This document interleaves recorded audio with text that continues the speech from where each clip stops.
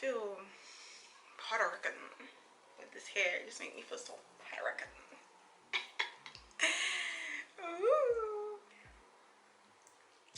Hi, my name is T, aka SinfulliAmbitiousss. Welcome to my channel. I plan on telling you guys about how to be a travel dental hygienist, and my experience. And if you want me to make more videos like this, please like, comment, and subscribe. Alright, so just get straight into it. I try not to make this video too long. I try to just hit all the points. If there's anything you want to know, just leave a comment below, or I most likely did leave it in the description box. So first thing, I got my notes here. So first thing is, how did I know I want to become a dental hygienist? I started off as an ortho patient when I had braces. Orthodontics is braces. I started off as an ortho patient, always like going to these appointments every 4 to 6 weeks, and that really made me feel like I could do this. Like, being a dental assistant was my first idea, so I decided to follow a medical health care science track in high school. And the school I actually applied, to was a school that had dental assisting, so I would graduate with my dental assisting license. That didn't end up happening because the school I went to, the program stopped at like the first year I went to high school. So I was like, wow. So I ended up just doing a pre-med track. I graduated in 2011, and then I went to City College in Brooklyn. I went to City Tech actually, and then once I graduated from, I didn't graduate from there, I transferred from that school to a university. That university provided me with my dental hygiene degree.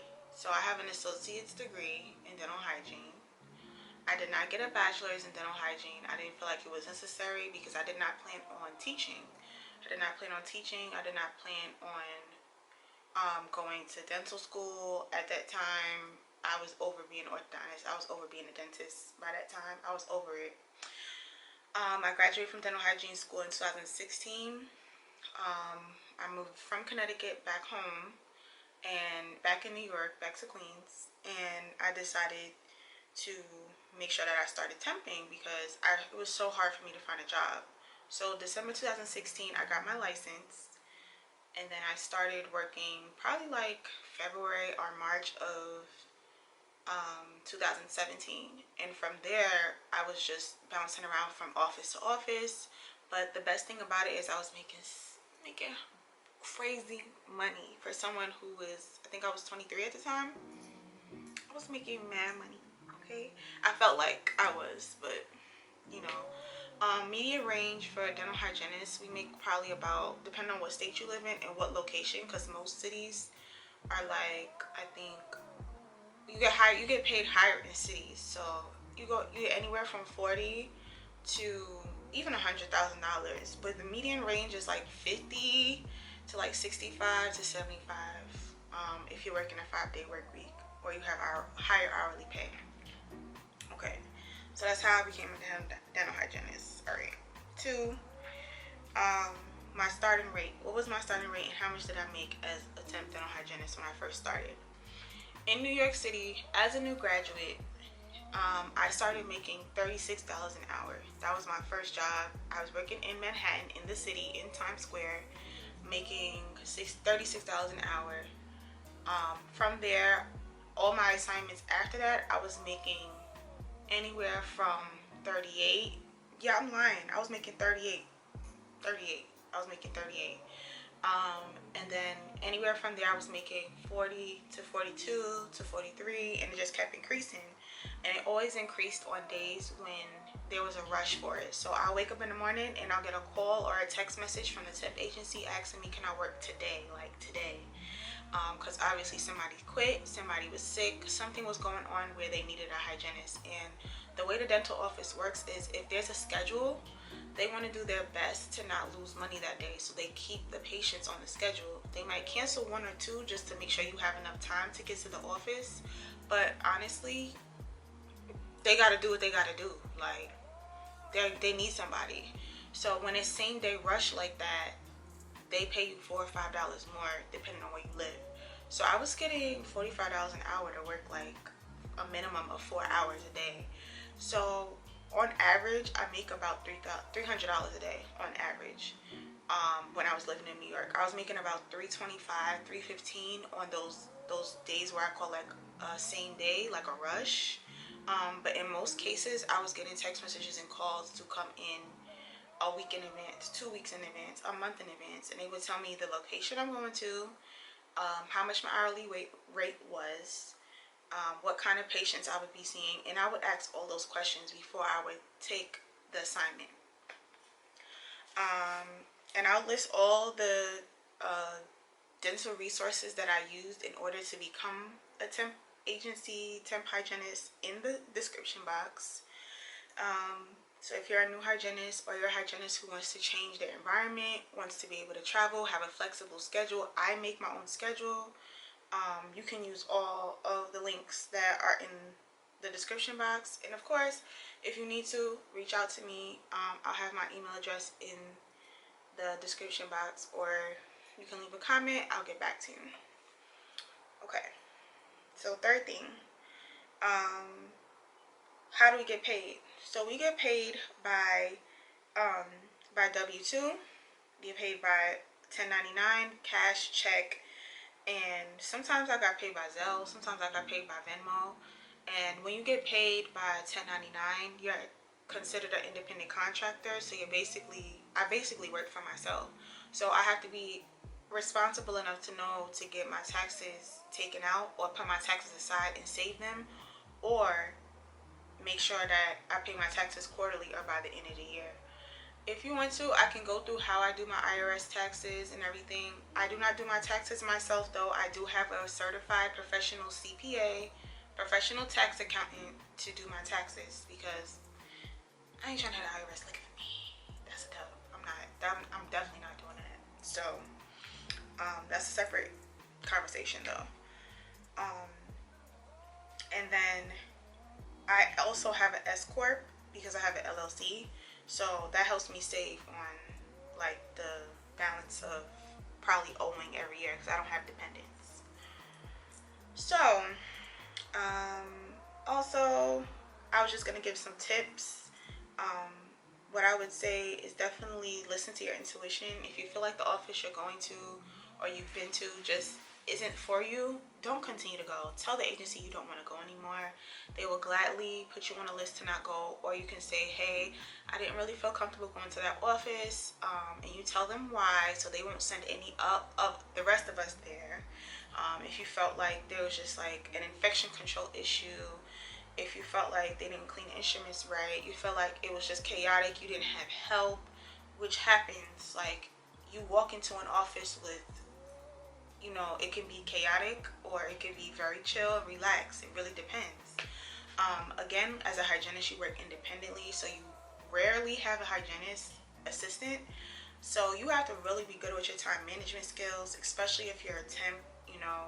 You do get those questions about, oh, like, where's such and such? Their main hygienist that they love, that's been there for 10,000 years. So,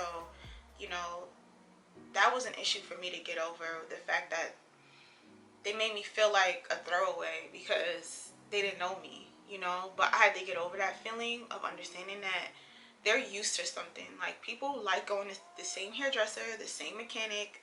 They like going to the same place for lunch. Like, they don't want change. People do not like change. So when they see a new face and it's in their mouth, like, they're going to be like, like real nervous and anxious about it. So I've had that happen to me where I walk in and like, oh no, I don't want to see her. Where's Sharon? I can't believe this. Why would y'all schedule me today if you knew that she wasn't going to be here? And it's like, girl, didn't nobody know that she wasn't going to be here? But anyway, just definitely listen to your intuition.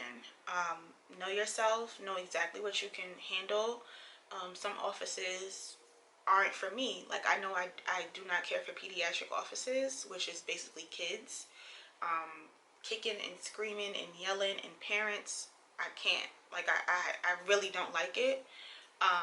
But some people don't like general, which is more or less just adults. So you just got to know what you like, know yourself, know what you can handle, say yes, and know when to say no. If you don't want to work that day, then don't work. If you want to work that day, then work. You like, or ask for work, you know. And also, I wanted to touch on hygiene burnout. Okay, very, very, very big. Any field you work in, there's burnout. I definitely want to get into hygiene burnout. So hygiene burnout is very prevalent in our career.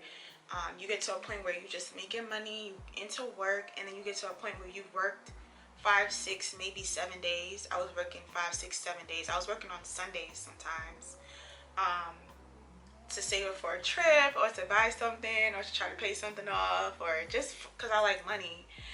And I was having backaches. My shoulders would hurt, my back would hurt, my neck would hurt. I was having headaches all the time. I wasn't sleeping properly. Like, I was not giving myself time to rest because I was working so much.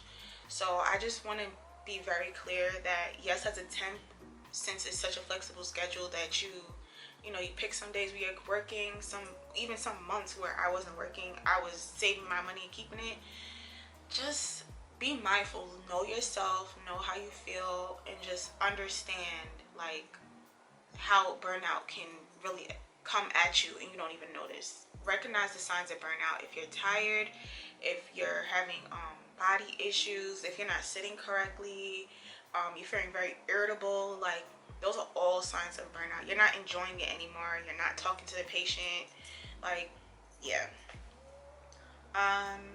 Also, I do not have a employer, so I have my own health insurance. I have my own personal liability insurance, my own like insurance just in case somebody files a malpractice suit. I have my own insurance for that.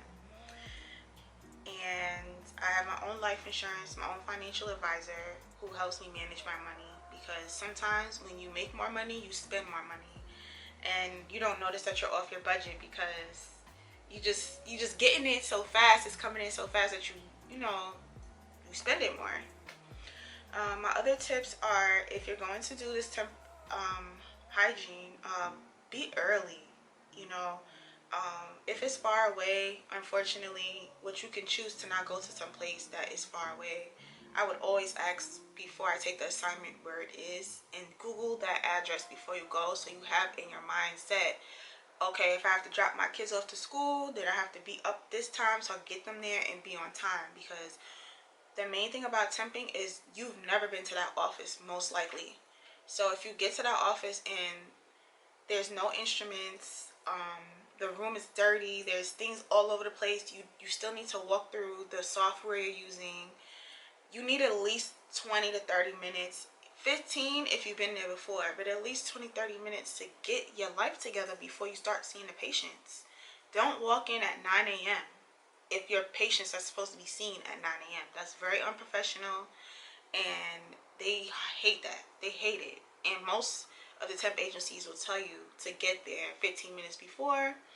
And then usually they have like a morning huddle anyway, so you have to just stand around and talk about the goals and blah, blah, blah.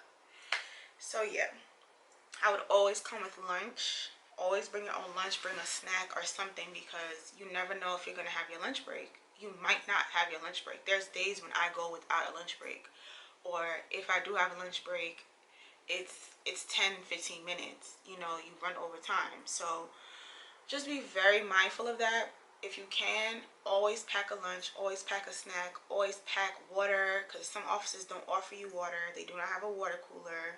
Just come prepared, organized, be neat. Don't have your instruments all over the place. They report back to the temp agency and tell them exactly how you were. And that can get you banned from the agency altogether. Or that office that you thought loved you never wants you to come back. So be mindful who you speak to, what you say. You never know who's listening. And it's a very small world. Even if you're in a different state, it's a very small world. When you start working with these agencies, people know people. So be careful what you say. Be careful how you act. And just keep to yourself. Do your work. Do what they need to do. Sign your timesheet or send in your timesheet to your agency and leave. That's it. That's my best advice. So I really hope that this video helps somebody out there decide if they want to do temp dental hygiene. It has its ups and downs, it has its pros and cons, but I definitely wanted to just give the resources, because I found that when I was looking into this, I didn't really have anyone I can ask. And I know we always go to YouTube for everything now, so especially as a Black hygienist, it's hard to find us, you know. So I really hope this helped you, and if you want to know more about moving, more about dental hygiene, just more like things about pretty girl, girly stuff, continue to follow me on TikTok. I'm gonna put it right here. That was mine. Continue to follow me on Instagram as well, and I'm just excited about this YouTube journey. So thank you so much for watching, and I'll see you next time.